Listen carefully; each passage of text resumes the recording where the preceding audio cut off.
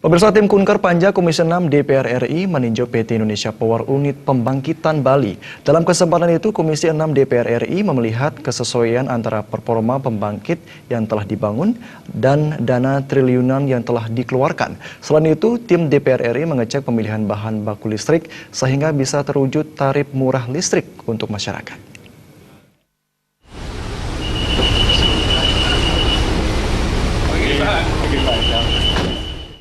Menurut Ketua Tim Kunker Komisi 6 DPR RI Muhammad Haikal, Kunker ini bertujuan melihat pembangkit yang dikelola oleh PT Indonesia Power yang merupakan anak perusahaan PLN. Dalam program pembangunan ketenaga listrikan Indonesia, sejumlah pembangkit listrik dikelola sendiri oleh PLN, namun sebagian lainnya dikelola oleh swasta. Tim DPR RI ini hendak mengevaluasi pengelolaan pembangkit listrik oleh swasta.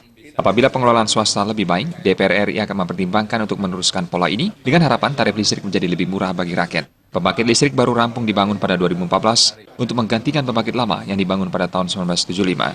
Inspeksi ini juga hendak melihat kesesuaian antara performa pembangkit baru dan dana sebesar 1,7 triliun rupiah. Biaya energinya diharapkan dapat diminimalkan lagi agar tidak membebani negara. Dewasa ini keuangan negara sangat minim sehingga penyediaan energi dapat dilakukan seefisien mungkin. Hari ini subsidi listrik udah sekitar 50-an triliun, kalau kita bicara beberapa tahun yang lalu masih 130. Nah ini kan pemerintah udah semakin berat menopang ini, jadi kita perlu PLN ini sangat efisien, modern, dan untuk mengefisiensikan dan modern ini perlu investasi. Nah apakah peran daripada PLN sudah cukup dalam melakukan penghematan?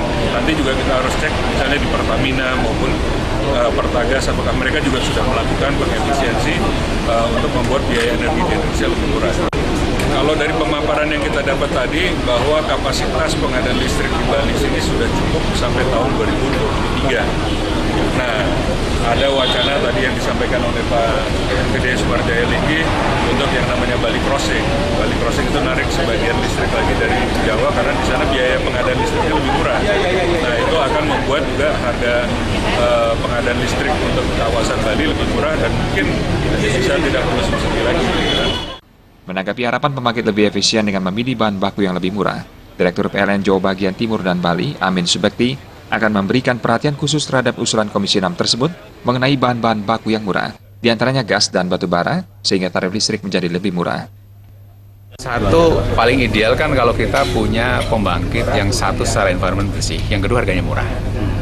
Tapi itu kan salah satu challenge ya, kita melihat modelnya seperti apa dan nanti kita bandingkan mana yang paling murah di antara semuanya. Jadi nanti kita komposisikan, ada batu bara yang paling murah, kemudian pembangkit-pembangkit seperti ini yang nanti lebih efisien dan juga green secara ini ya, secara environment gitu.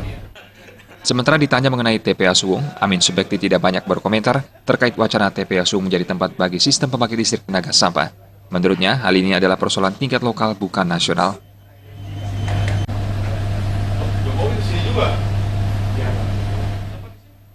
Gung Krisna, Bali TV.